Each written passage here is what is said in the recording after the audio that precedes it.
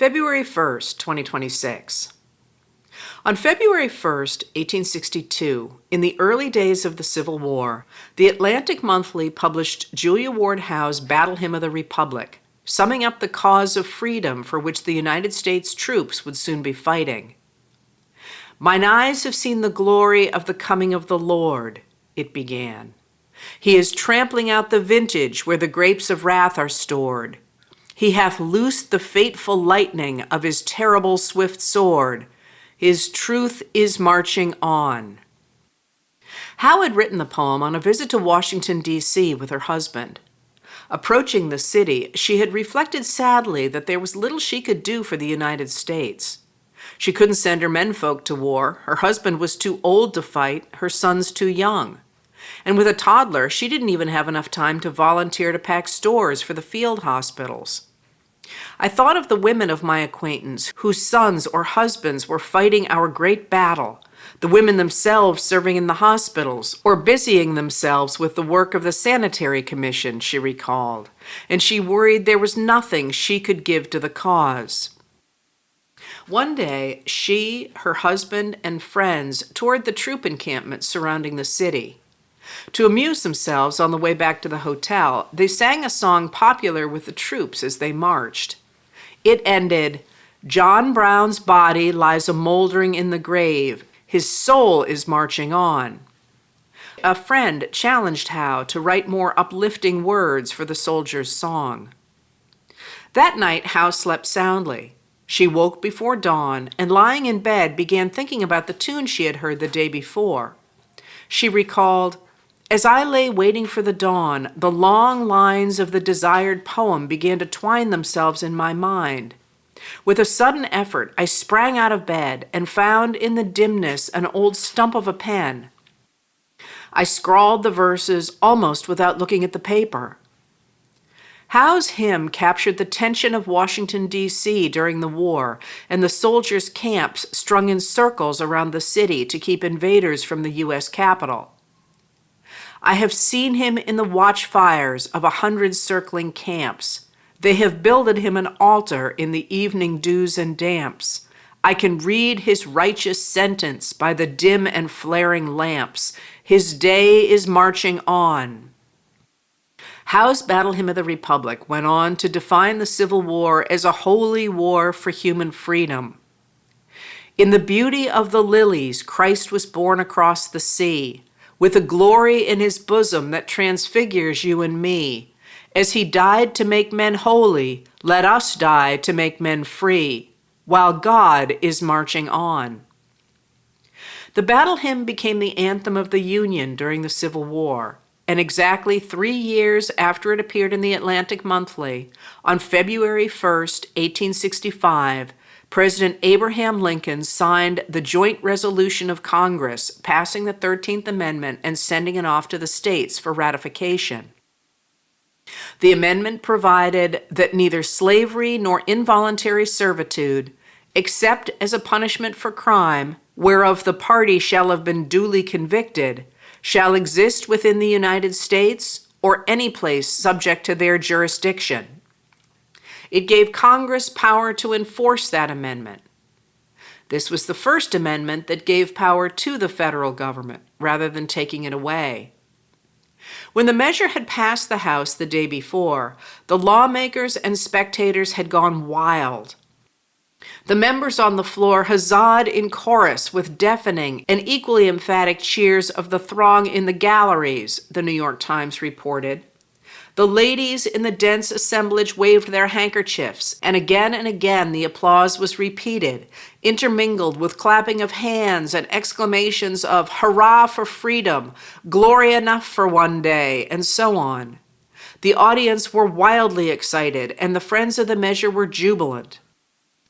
Indiana Congressman George Julian later recalled, "It seemed to me I had been born into a new life, and that the world was overflowing with beauty and joy, while I was inexpressibly thankful for the privilege of recording my name on so glorious a page of the nation's history." But the hopes of that moment had crumbled within a decade. Almost a century later, students from Bennett College, a women's college in Greensboro, North Carolina, set out to bring them back to life. They organized to protest the F.W. Woolworth Company's willingness to sell products to Black people, but refusal to serve them food. On February 1st, 1960, their male colleagues from North Carolina Agricultural and Technical State University sat down on the stools at Woolworth's department store lunch counter in Greensboro.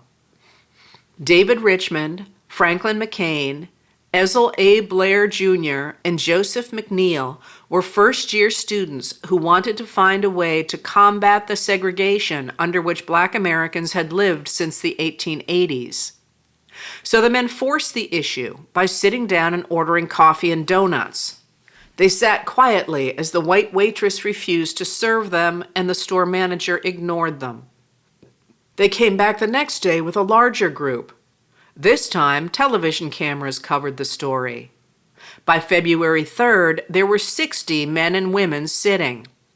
By February 5th, there were 50 white male counter-protesters. By March, the sit-in movement had spread across the South to bus routes, museums, art galleries, and swimming pools. In July, after profits had dropped dramatically, the store manager of the Greensboro Woolworths asked 4 Black employees to put on street clothes and order food at the counter. They did, and they were served. Desegregation in public spaces had begun. In 1976, President Gerald Ford officially recognized February 1st as the first day of Black History Month, asking the public to seize the opportunity to honor the too often neglected accomplishments of Black Americans in every area of endeavor throughout our history. On February 1st, 2023, the family of Tyree Nichols laid their 29-year-old son to rest in Memphis, Tennessee. He was so severely beaten by police officers on January 7th, allegedly for a traffic violation, that he died 3 days later. On February 1st, 2026, as we mark the 50th anniversary of the first Black History Month, government officials under the administration of Donald J. Trump have just removed an exhibit on enslavement from Independence National Historical Park in Philadelphia. The exhibit acknowledged 9 people enslaved at the president's house site when President George Washington lived there. Curators intended the exhibit to examine the paradox between slavery and freedom in the founding of the nation, but it conflicted with Trump's March 2025 order that National Historic Sites should focus on the greatness of the achievements and progress of the American people. In his order, Trump called out Independence National Historical Park for promoting corrosive ideology, teaching visitors that America is purportedly racist. The administration is openly working to replace American multiculturalism with white nationalism, launching raids by federal agents to terrorize brown and Black Americans, as well as white Americans who reject MAGA ideology. On Saturday, in Minneapolis, where federal agents from Immigration and Customs Enforcement and Border Patrol are attacking immigrants and those marching to end the violence of the federal agents, people entered a Target store to protest the retail chain's cooperation with federal agents. In unison, they sang, "We the people stand together. We the people stand together." The words were set to the tune of the Battle Hymn of the Republic.